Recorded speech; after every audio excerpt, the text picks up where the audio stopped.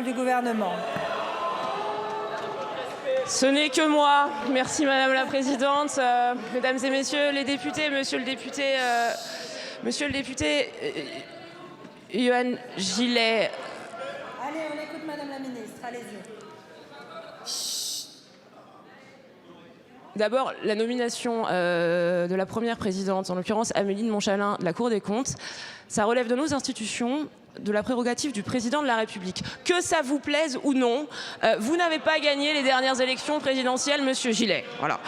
Deuxièmement, vous n'avez pas de majorité absolue, vous n'avez pas de majorité tout court dans cette Assemblée. Vous n'avez pas de majorité tout court dans cette Assemblée et donc je vous invite à respecter là encore une fois, le pouvoir de nomination du président de la République. Et je vais vous dire, pour ma part, je suis extrêmement fière que le président de la République ait choisi une femme compétente, première femme à devenir présidente de la Cour des comptes.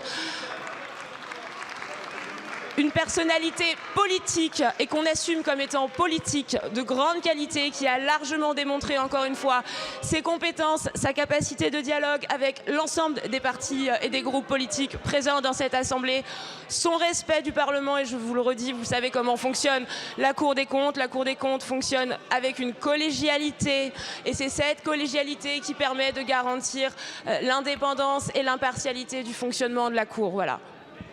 Merci Madame la Ministre. Monsieur le député. Madame la Ministre, soyons sérieux.